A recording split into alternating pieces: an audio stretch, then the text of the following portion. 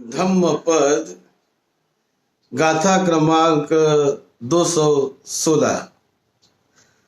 आज दिनांक 6 अक्टूबर 2020। ये गाथा धम्मपद की तथागत भगवान बुद्ध ने श्रावस्ती के जेतवन विहार में रहते समय किसी एक ब्राह्मण को उद्देश्य करके कही है। तन्हा ये जायति शोको, तन्हा ये जायति भयं, तन्हा ये विपमुत्तस्य नत्थि शोको कुतो भयं। तथागत भगवान बुद्ध श्रावस्ती में रहते थे, जेतवन बुद्ध विहार में। और बुद्ध ने अवलोकन किया कि किसी को फल मिलने वाला है, कौन फल प्राप्त करने के अवस्था में आएगा। ऐसा उन्हें जब पता चला तो ये ब्राह्मण उनके नजर में आ गया। वैसे तो ये ब्राह्मण कोई अन्य संप्रदाय के रास्ते पर चल रहा था, बहुत सारे भ्रम भ्रांति में, मिथ्या दृष्टि में ही वो पड़ा हुआ था और बुद्ध को तो वो मानने वाला भी नहीं था। लेकिन बुद्ध की करुणा इतनी अनंत थी, बुद्ध तो सभी पर कल्याण करने के लिए, उपकार करने के लिए बुद्ध की करुणा होती है। तो इनको तो वो इस रास्ते पर चलने वाला भी नहीं था। लेकिन तथागत बुद्ध उनको देख लिया बुद्ध ने कि ये लाभी होने वाला है, इसका बहुत कल्याण हो जाएगा आगे। तो ऐसा सोचकर बुद्ध सुबह उठकर एक बार वो चले गए उनके तरफ। तो उस दिन ये ब्राह्मण, श्रावस्ती का ब्राह्मण, वो नदी किनारे उनका खेत था। तो नदी किनारे वो खेती पर जाकर अपने खेत की साफ सफाई करने लगा। तो वहां से जा रहे थे, बुद्ध गए और बुद्ध ने ब्राह्मण से इतना ही पूछा, ब्राह्मण क्या कर रहे हो? तो उन्होंने कहा, मैं खेत की सफाई कर रहा हूं। बस इतना ही बोल दिया और फिर इतना सुन लिया और बुद्ध चले गए आगे। फिर और कुछ दिन के बाद एक बार जब ये ब्राह्मण अपने खेत में जाकर अपना कोई काम करने लगा तो तथागत बुद्ध कुछ दिन के बाद और भी गए और जाकर उनसे मिले और मिलकर कहते हैं, ब्राह्मण क्या कर रहे हो? बनते, मैं तो खेत में हल जोत रहा हूं, खेत में हल जोत रहा हूं, हल चला रहा हूं। बस इतना ही सुनकर बुद्ध आगे चले गए। फिर और कुछ समय के बाद एक बार वो ब्राह्मण और भी अपने खेत में जाकर काम करता है। तो बुद्ध ने देखा कि ये गया है खेत में। तो बुद्ध गए वहां पर और वहां जाकर उनसे मिले और बुद्ध ने पूछा, ब्राह्मण क्या कर रहे हो? मैं खेत में बीज डाल रहा हूं। बस इतना ही सुन लिया और आगे चल दिए। उसके बाद और भी एक बार और कुछ दिनों के बाद बुद्ध गए वहां पर। तो बुद्ध ने पूछा, क्या कर रहे हो? तो मैं निरर्थक घास जो है खेत में, उसको निकाल बाहर कर रहा हूं। इतना पूछा। और फिर बाद में वो कहने लगे, वो ब्राह्मण, कि बद्दे, आप 2-4 बार आए और मुझे पूछा, मुझे ऐसा लगता है कि इस बार मैं तो कभी बिहार में आया नहीं, और इस बार मुझे ऐसा लगता है कि मेरे खेती में जो अनाज होगा तो उस अनाज का आधा हिस्सा मैं आपको दे दूंगा, आधा आपको साझी आपको होगी, जो अनाज उगेगा, जो फसल उगेगी, तो मैं आधा हिस्सा आपको दे दूंगा। ऐसा स्वयं वो ब्राह्मण बुद्ध को बोलने लगा। बुद्ध चुपचाप सुनकर चले गए। और फिर बाद में, और ये ब्राह्मण जाता है, खेत की रखवाली करता है, और अच्छे तरह से, मतलब जो हमेशा की तरह उनका जो रूटीन वर्क था, खेती करना, खेत में जाना, खेत की देखभाल करना आदि सब जो खेती के खेत के जो काम थे वो सारे वो करते रहा। और इस बार बड़ी अच्छी फसल हो गई उसको, बहुत अच्छी फसल हुई। तो रात में अब उसने सोचा कि देखा फसल तो बहुत अच्छी आ गई है, और मुझे बुद्ध को भी साजी बनाया है मैंने, उन्हें भी पसंद देनी है। तो ऐसा वो सोच कर कि चलो कल जाकर मैं ये सारी अपनी फसल, धान जो है अच्छा उगा है, इस अच्छा अन्न पक गया है, तो वे सारे पके हुए अन्न की जो जो फसल है वो कल मैं काटूंगा, और कल काट कर मैं जो आधा हिस्सा मुझे बुद्ध को भी देना है, ऐसा उसने निर्णय किया, निश्चय किया। और निश्चय करके वो सो गया घर में। और घर में सोया तो उस दिन क्या हुआ कि जब वो घर में सोया है और अचानक क्लाइमेट बदल गया, और उस रात इतनी घनघोर वर्षा हो गई, भारी वर्षा हो गई। और ये भारी वर्षा रात भर होने के कारण अचानक वर्षा हो गई, अपने रूटीन से मान लो। तो भारी वर्षा होने के कारण उनका जो अनाज है वो सारा भारी वर्षा के कारण नुकसान हो गया, सारा बह गया। तो ये ब्राह्मण अपने खेत में जाता है, देखता है।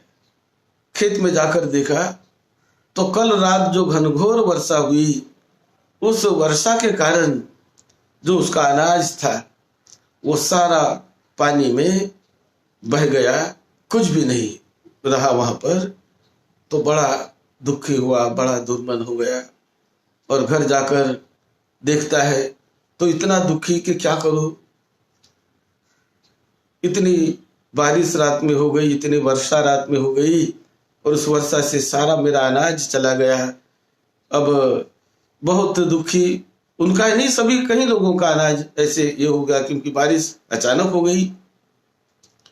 और बहुत वो दुर्मन होकर, दुखी होकर, बड़ा अशांत होकर अपने घर में जाकर बेड पर पड़ गया।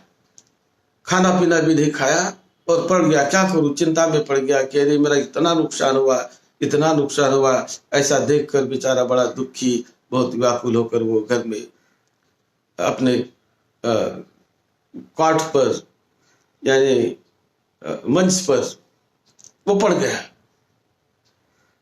बुद्ध ने देखा कि ये ब्राह्मण ऐसा ऐसा दुखी है, कष्टी है, और तब तथागत बुद्ध स्वयं उसके घर में वो चले गए।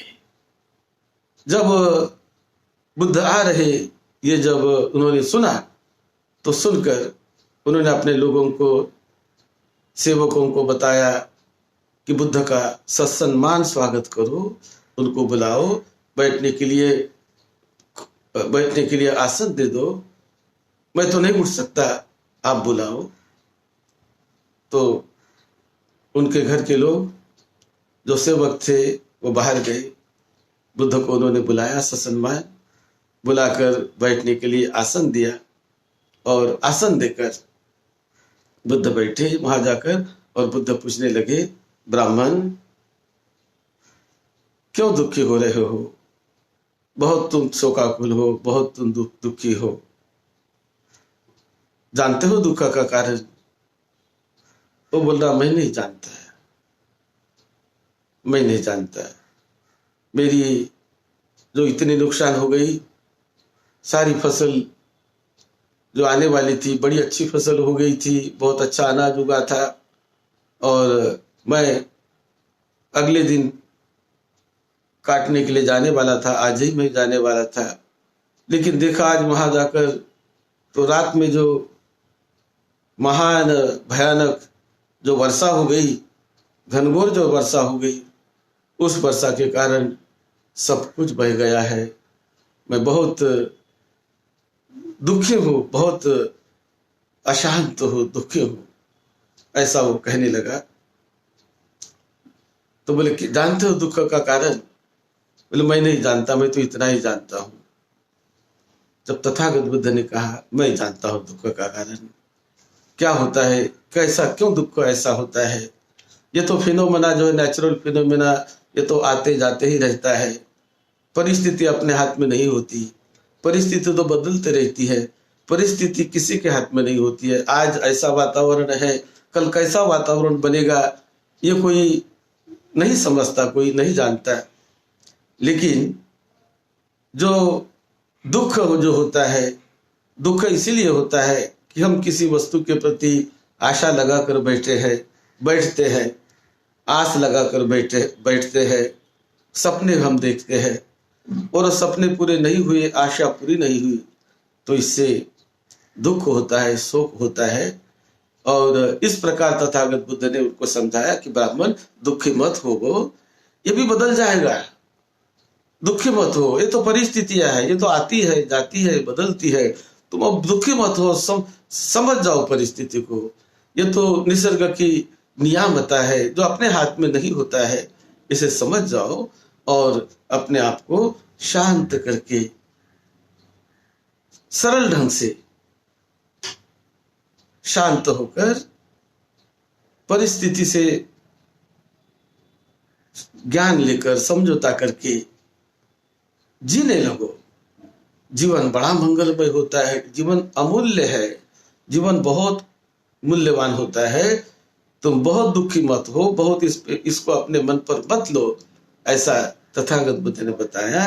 और उस समय ये गाथा उस ब्राह्मण को तथागत बुद्ध ने कही कि दुनिया में दुख क्यों आता है, क्या उसका कारण है। तो ये गाथा बताई, तन्हाय जायति शोको, तन्हाय जायति भयं, तन्हाय विपमुत्तस्य नथि शोको कुतो भयं। यानी ये जो तृष्णा हमारे मन में अनेक बार विविध नाना प्रकार के विषयों के प्रति जो तृष्णा निर्माण होती है, और ये तृष्णा उसके पीछे हम पूरी तरह जुड़ जाते हैं, लग जाते हैं, और यदि वो तृष्णा पूरी नहीं हुई तो हम दुखी होते हैं, कष्टी होते हैं, बेचैन होते हैं। तो जो मन की तृष्णा है, भीतर निर्माण होने वाली तृष्णा, यही तृष्णा एक प्रकार की नहीं कई प्रकार की होती है। तो ये तृष्णा ही हमें व्याकुल बनाती है, शोकाकुल बनाती है, हमारे मन में दुख निर्माण करती है, शोक निर्माण करती है, भय निर्माण करती है। लेकिन जो व्यक्ति इन तृष्णा से मुक्त हो जाते हैं कि नहीं, ये तो तृष्णा है मुझे बांध रही, ये तो तृष्णा है मुझे बेचैन कर रही, इसकी वजह से मैं व्याकुल बेचैन हो रहा हूं, चलो इस तृष्णा को ही मुझे मेरे मन से निकालने का प्रयास करने दो, इससे ही निकालने का प्रयास करने दो, मेरे मन को वितृष्ण करने का प्रयास करने दो, धीरे धीरे तृष्णा को निकालने का प्रयास करने दो। तो जो तृष्णा होती है, जो तन्हा होती है, जो व्यक्ति इस तृष्णा को इस तन्ना को, तृष्णा को निकाल बाहर करते हैं अपने मन से, अपने चित्त से, तो तन्ना ये विप्पमुत्तस, जो तृष्णा से मुक्त हो गया जिसका चित्त, नत्थी सो को कुतो भयम, तो जिसका मन तृष्णा से बाहर निकल गया है, वो निकलना इतना आसान भी नहीं, लेकिन निकल सकता है, प्रयास करे निकल सकता है। तो जब तृष्णा से चित्त बाहर निकल जाता है तो कोई शोक नहीं रहता, कोई डर नहीं रहता, कोई भय नहीं रहता।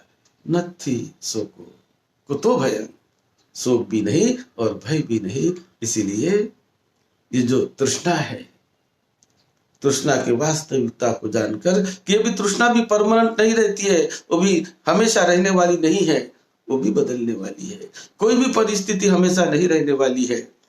तो हमें ये सीखना है कि परिस्थितियां बदलती रहती है, जीवन बदलते रहता है, परिवर्तन होते रहता है।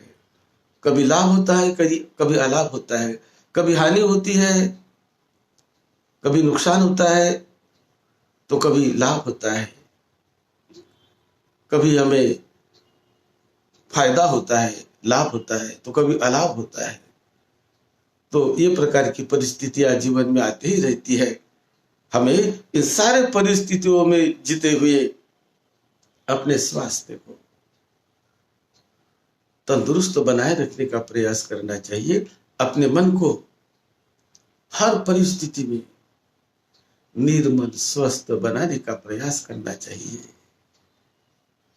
यही हमारे हाथ में होता है, वही हमें सुख देने वाला होता है, वही हमें परिस्थितियों से बाहर निकाल देने वाला होता है। आज हम देखते हैं कभी कभी हमारे किसान, जो हमारे अन्नदाता है, किसानों पर बहुत कभी कभी बड़ी तकलीफ आती है, बहुत बड़ी, लेकिन किसी के हाथ में नहीं होता, ये निसर्ग का फिनोमेना है। लेकिन बहुत सारे हमारे किसान भाई आत्महत्या कर लेते हैं। तो ये किसी भी परिस्थिति में आत्महत्या कर लेना ये ठीक नहीं होता है। आई परिस्थिति विकट की आई, दुख की आई, संकट की आई, लेकिन उससे भी हमने निकलने का प्रयास करना चाहिए, जैसा भी हो, क्योंकि परिस्थिति के ही ऊपर हमारे मन की स्वस्थता, हमारे जीवन की स्वस्थता, हमारा जीवन का बड़ा मूल्य है। जीवन कोई छोटा नहीं है। ये मिला हुआ मनुष्य जीवन, ये छोटे से लाभ अलाभ के लिए यदि हम इसको नुकसान कर बैठेंगे, इसको गंवा बैठेंगे, तो अगली बार मनुष्य जीवन नहीं मिलने वाला। जो मनुष्य जीवन का इस प्रकार अनादर करता है, घात करता है मनुष्य जीवन का, वो मनुष्य जीवन पाने के लिए बहुत बहुत लंबा समय लगता है। मनुष्य जीवन पाना बड़ी कठिन बात होती है, बहुत बहुत दुर्लभ बात है इस संसार में। इसीलिए हर परिस्थिति में अपने को संभालते हुए, हर परिस्थिति से जूझते हुए हमें अपने चित्त के स्वास्थ्य को संभालना है, अपने जीवन को संभालना है, अपने जीवन को संभालना है, अपने जीवन की शांति बनाए रखना, अपनी सुख और समता इसे बनाए रखना। परिस्थितियां बदलती है, एक जैसी परिस्थिति कभी नहीं रहती। परिस्थिति में परिवर्तन होता है, और परिस्थिति मेरे हाथ में नहीं होती है, परिस्थिति हमारे हाथ में नहीं होती है।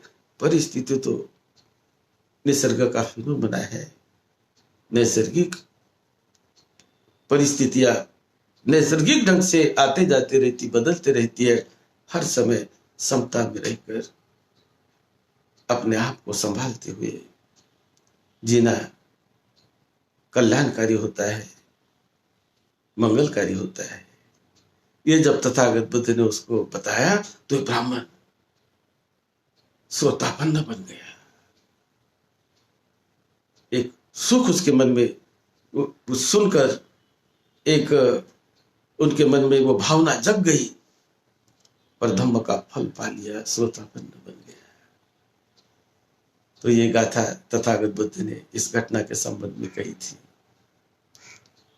आप सबको निरोगत्व मिले, लंबी उम्र मिले, सुखी शांत सबको जीवन मिले, आपके परिवार को, लड़के बच्चे को, सभी को सुख शांति मिले। यही मंगल मैत्री के साथ सद्धम्म की सेवा में, आपकी सेवा में डॉक्टर भदंत राहुल बोधी महाथिरो। सबका मंगल हो, सबका मंगल हो। हम 7 तारीख को कल एक विशेष प्रवचन शाम को 7 बजे देने वाले हैं। आप उसे सुनिए। उसकी क्लिप भी हमने भेजी है, तो उसे आप सुनिए। बुद्ध की एक बड़ी महत्वपूर्ण ऐसी जो खोज है, उस पर हम विशेष प्रकाश डालेंगे। कल 7 तारीख बुधवार 7 अक्टूबर 2020 शाम को 7 बजे जो विशेष धम्म देशना में हमें प्रवचन देंगे, आप उसका लाभ लीजिए। आप सबका कल्याण हो, सबका मंगल हो। हमारे यूट्यूब चैनल पे जाकर भी डॉक्टर भदंत राहुल बोधी ऐसा वहाँ लिखिए, यूट्यूब के सर्च में जाकर अपने मोबाइल पर लिखिए, और हमारी ओरिजिनल बुद्ध वाणी जो तथागत बुद्ध ने मूल रूप में जो सिखाया बुद्ध बनने के बाद, उनके कई प्रवचन वहां पर हमने सभी के हित सुख के लिए हमने लोड किए हुए हैं। आप उनका भी लाभ लीजिए। सबका मंगल हो, सबको सुख शांति मिले। सबका मंगल।